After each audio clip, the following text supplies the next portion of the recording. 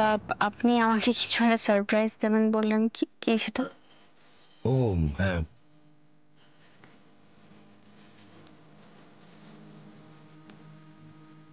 এটা আমার গিফট? না, এটাকে গিফট বলা চলে কিনা জানি না। এটা একটা শাড়ি। শাড়ি? আমার জন্য? হ্যাঁ, আমাদের সামনে তো রাজনন্দিনী ব্রাঞ্চের ইনঅকুরেশন আছে, সো আমি চাইবো তুমি এই শাড়িটা সেই দিন পরো, ইফ ইউ উইশ দেন। তাহলে আপনি বললেন কেন এটাকে গিফট বলা যায় কিনা জানেন না? গিফট নয়, কারণ এটা একটা পুরনো শাড়ি অপর্ণা।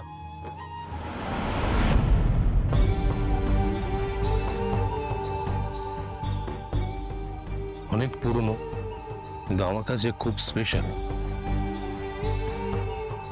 মাত্র 4টে শাড়ি বানানো হয়েছিল, তার মধ্যে এটা একটা। আসলে যোগ্য কাউকে দেওয়ার জন্যই হয়তো আমি লিখে দিয়েছিলাম, বা এই শাড়িটাও অপেক্ষা করছিল কোনো যোগ্য মানুষের মর্যাদা পাবে বলে। আপনার আমাকে সেই মানুষটা মনে হয়? কেন আমাকে যোগ্য মনে হলো আপনার? এর উত্তর সময় দেবে। আমি সত্যি এরকম কিছু এক্সপেক্ট করিনি। অনেক ধন্যবাদ, thank you so much sir. তুমি যেটুকু আশা করো কোনোটাই তো আমি ফুলফিল করতে পারিনি এখনো পর্যন্ত। তবে আজ কিন্তু আমার কোনো মন খারাপ নেই। এইরকম একটা সারপ্রাইজ মন ভালো করে দেওয়া। ওকে, ইনগ্রেশনে তোমার সঙ্গে দেখা হবে, সময় মতো চলে এসো। আর সময় মতো চলে এসো। আসবো স্যার, আসি। আসি মানে তুমি কিছু তো নিলে না? অন্তত কফি অর্ডার করি কি? না স্যার, আজ আর কিচ্ছু লাগবে না, এতেই আমার মন ভরে গেছে। আসি।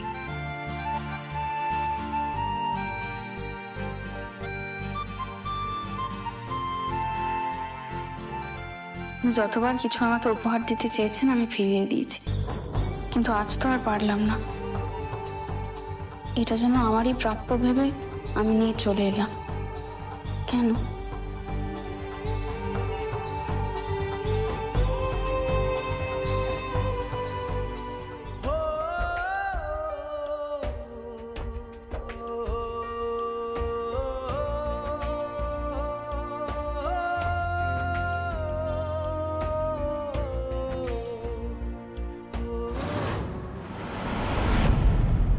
যতবার ডোরবেল বাজে ততবার ভাবি তুমি এসেছো আর্য। আমার একটা ভুল কি ক্ষমা করে দেওয়া যায় না? আমি অফিস গেলাম কি গেলাম না তোমার কিচ্ছু যায় আসে না। আমি জানি অন্য কিছু আছে, আমি ছাড়াও আর কেউ আছে, কিন্তু তোমাকে কি করে বলবো আর্য? কি করে বিশ্বাস করাবো?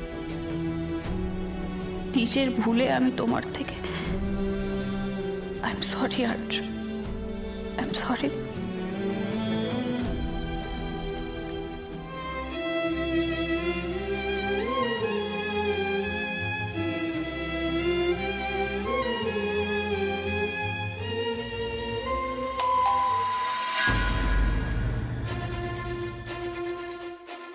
এবার কি আর্য এলো?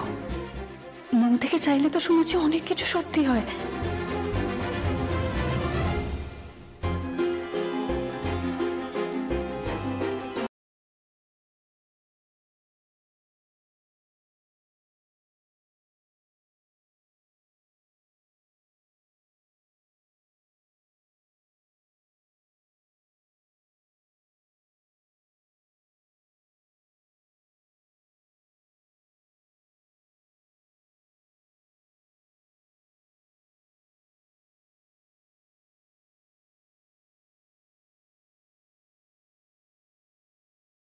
যেখানে এত বছর কাজ করেছি সেখানেই আজকে আমাকে লোক পাঠিয়ে ইনভাইট করা হচ্ছে, হোস্টের বদলে গেস্ট। মানে আমি কি, আমাকে এতটা দূর করে দেওয়া হলো? শুনুন, এসআর কি আমাকে নিয়ে কিছু? Thank you for this. আপনি এখন আসুন।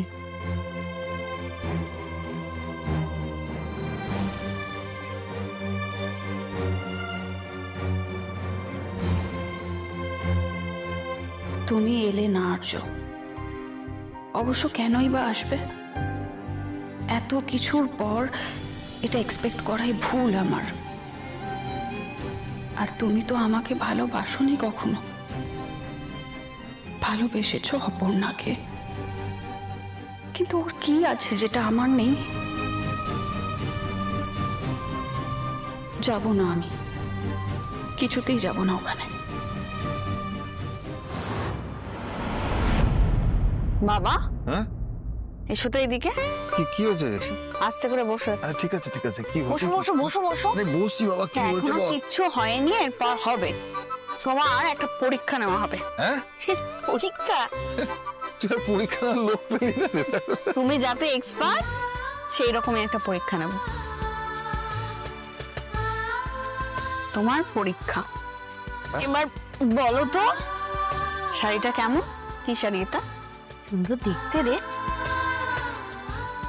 বাহ,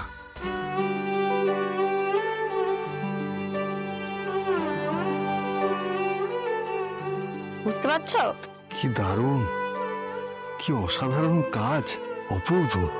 এইটুকু বলতে পারি, এই শাড়িটা কিন্তু ভীষণ স্পেশাল। শাড়িটা দেখে তো চোখ ফেরানো যাচ্ছে না রে মা, কেউ পরলে তো আরো খুলবে।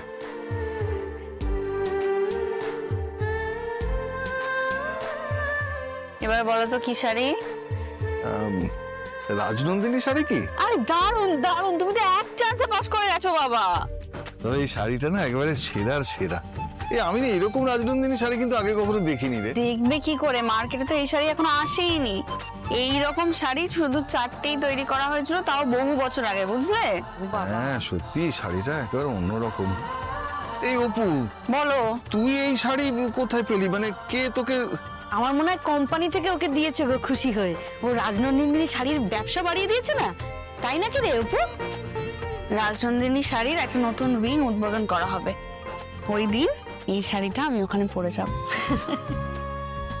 ঠাকুর, তুমি আছো, মুখ তুলে চেয়েছো। এবার খারাপের পর খারাপ হচ্ছিল, এবারে ভালোর পর ভালো হবে। কি হলো বাবা, তুমি আবার হঠাৎ চুপ করে গেলে কেন? কি বলতো, এই রাজনন্দিনী শাড়ি না আমাদের অনেক কিছু দিয়েছে রে মা, তোকেও উজাড় করে দিয়েছে। আমার মনে হয় আমাদের ভালো মন্দের সঙ্গে এই রাজনন্দিনী শাড়ি কোথাও জড়িয়ে আছে। এই শাড়ির মান রাখিস রে মা।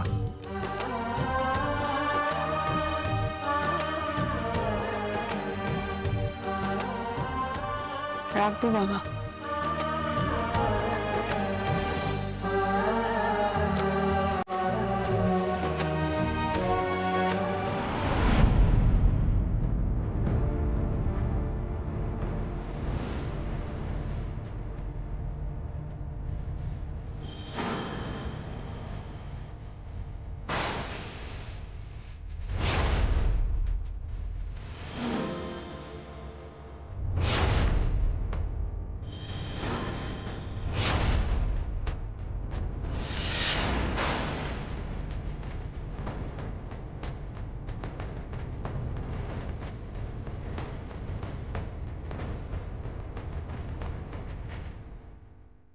কেন দেখছি আমি এরকম স্বপ্ন? আজ তো অসীম নয়, এতদিন বারবার দেখেছি কারা যেন আমাকে তাড়া করে বেড়াচ্ছে, আর এখন এরকম। আর্য স্যারের দেওয়া শাড়িটা পরে কাকে দেখলাম আমি? এসব কি দেখছি আমি? কার স্বপ্ন দেখছি আমি? কেন দেখছি?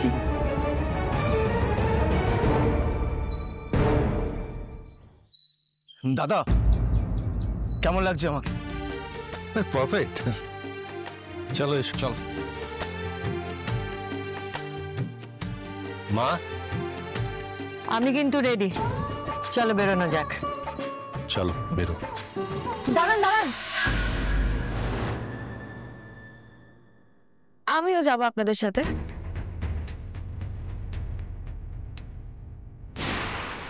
তুমিও যাবে মানুষী? তুমি তো কোম্পানির কোনো অনুষ্ঠানে যাও না। এতদিন যাইনি কারণ ইন্টারেস্ট ছিল না বলে। এখন আমার হাজবেন্ড বিজনেস সামলাচ্ছে, ওর দায়িত্বে নতুন ভেঞ্চার শুরু হচ্ছে, আর আমি যাব না। ওসব কোম্পানির প্রোগ্রাম নিয়ে আমার কোনো মাথা ব্যথা নেই। আমাকে শুধু জানতে হবে ওই রাজনন্দিনী শাড়ির উত্তরাধিকারী আর্যদা কাকে বেঁচেছে, কে আসতে পারে সব কিছু কেড়ে নিতে। আসলে মানুষ কখনো যেতে চায় না বলে ওকে আমি বলিনি, কিন্তু ও যখন নিজে ডিসাইড করেছে যে ও যাবে, এর থেকে ভালো কিছু হতেই পারে না, তাই না? অর্ক, আমি যাচ্ছি বলে যতটা তুমি খুশি হয়েছো, ততটা খুশি বোধহয় আর্যদা আর মাদার ইন ল হননি।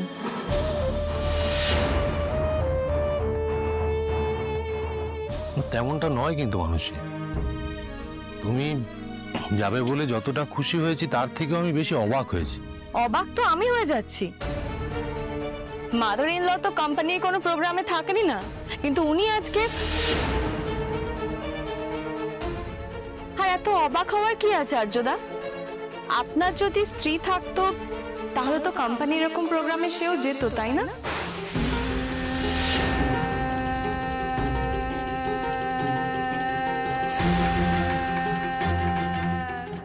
চলো বেরোনো যাক।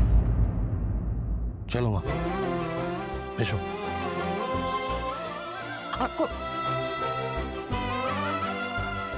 You looking pretty. Thank you.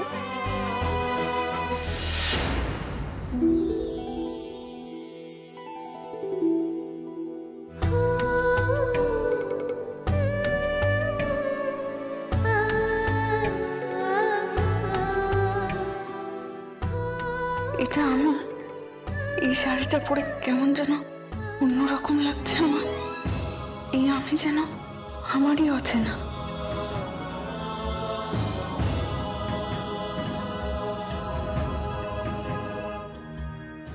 কই দেখি ঘোর। আয় অপু,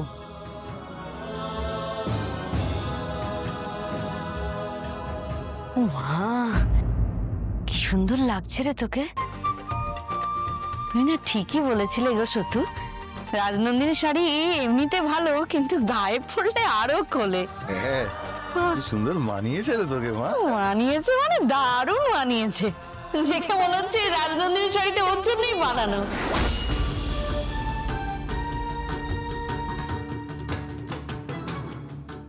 আমার জন্য কেন বানানো হবে শাড়িটা? এটা তো অনেক পুরনো শাড়ি, আগের।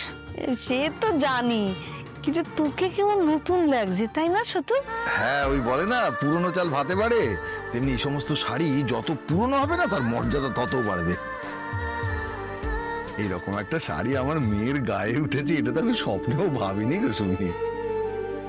সবকিছু কপালে থাকে গো, সব কপালে লেখা থাকে। ওর ভাগ্যে ছিল এটা। তবে এটা পরে না অপুকে কিন্তু একদম অন্যরকম লাগছে। এই অপু, মনে হচ্ছে যেন তুই আমাদের অপু নস, অন্য কেউ।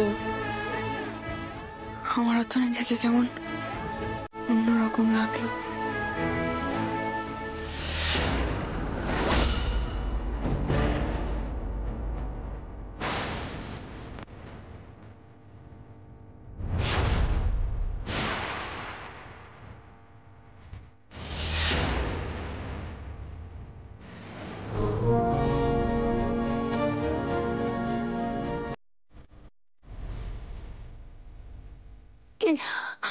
কে তুমি?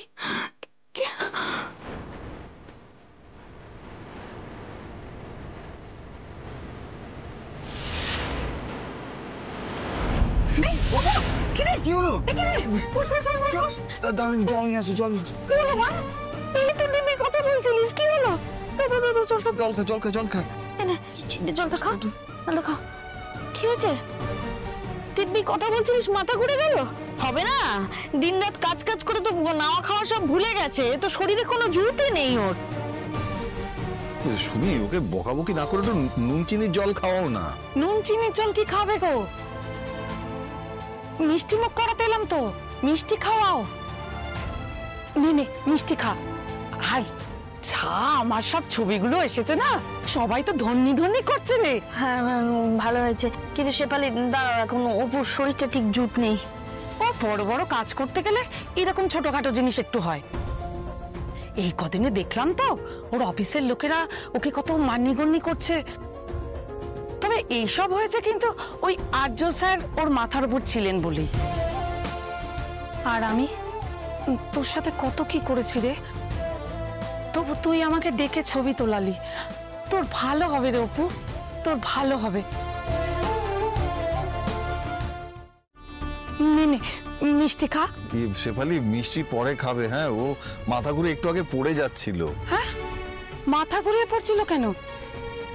পেট ঠেক গরম হলো নাকি? না না, আমি এখন ঠিক আছি, ঠিক আছে।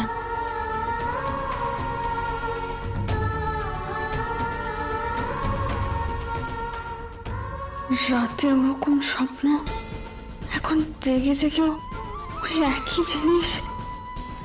দুটো চোখ কেন দেখছি আমি এরকম কিছু? কাকে দেখছি?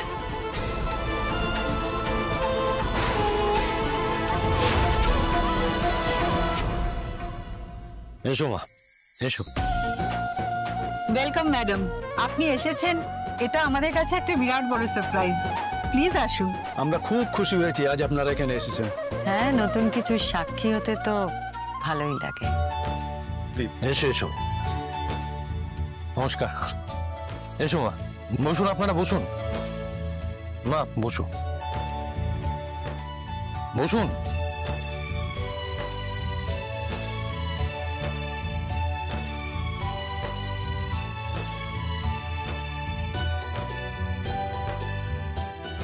মানসি, ব্র্যান্ডিংটা দেখছো? আয়োজন কেমন হয়েছে? একদম অন্যরকম। ওই স্পেশাল রাজনন্দিনী শাড়ি, ওই শাড়ি পরা কাউকে তো দেখছি না এখানে। সুস্বাগতম, শুভ সন্ধ্যা উপস্থিত সকলকে। আজ সিঙ্গুর গ্রুপ অফ ইন্ডাস্ট্রির নতুন চলার পথের সাক্ষী হতে আমরা সবাই এখানে এসে উপস্থিত হয়েছি। আজ থেকে রাজনন্দিনী শাড়ির নতুন উড়ান, আর তারই এখানে ইনোগ্রেশন করার জন্য আমি স্টেজে ডেকে নেব আমাদের কর্ণধার মিস্টার আর্য সিংহ রয়কে।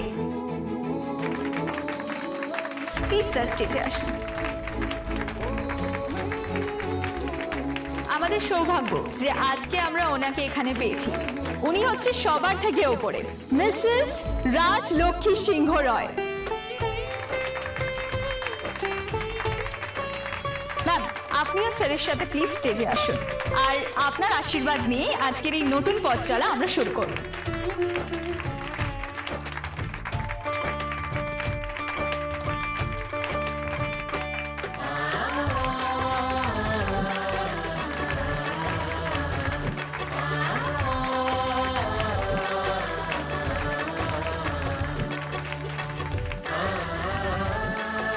ব্যাপারটা কি হলো? তোমাকে ডাকলো না তো? মানসি, দাদা মা গেছে তাতেই তো হলো, আবার কি? কিন্তু এই ক্যালেন্ডার ইত্যাদি এই সব কিছু তো তুমি অ্যারেঞ্জমেন্ট করেছো, তোমাকে তো ডাকা উচিত, কেন ডাকছে না? Good evening. আজকে আমাদের জন্য একটা বিশেষ দিন, খুব বড় দিন তো বটেই। রাজনন্দিনী শাড়ির নতুন ব্রাঞ্চ, নতুন উইং আমরা উদ্বোধন করতে চলেছি। এই কাজের দায়িত্বে যিনি ছিলেন, কাজটা খুব একটা সহজ ছিল না। কঠিন কাজ সুন্দর করে গুছিয়েছেন এবং সুন্দর করে সেটা দায়িত্ব পালন করেছেন আমার স্নেহের ভাই শ্রী অর্ক সিংহ রয়।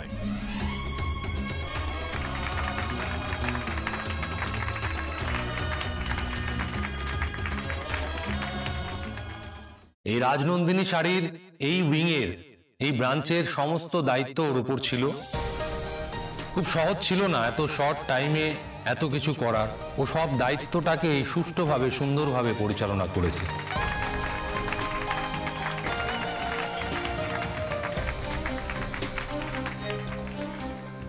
So excuse me once again, আরেকজনের নাম আমি বলতে চাই যে না থাকলে এই কাজটা সম্পূর্ণ হতো না, যে সব সময় আমার ভাই অর্ককে এনকারেজ করে, হেল্প করে, তাকে সমস্ত কাজে এগিয়ে দেয়, তার সহধর্মিণী মিসেস মানসী সিংহ রয়। এসো প্লিজ, উঠে এসো, উঠে এসো, ওপরে এসো।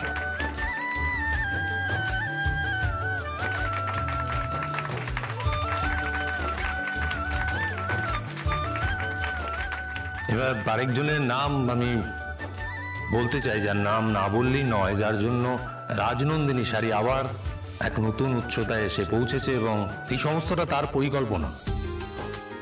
তার জন্যই রাজনন্দিনী শাড়ি আবার সকলের মুখে মুখে। সে আর কেউ নয়, আমাদের employee miss Aparna Basu. Please Aparna Basu, come on the stage.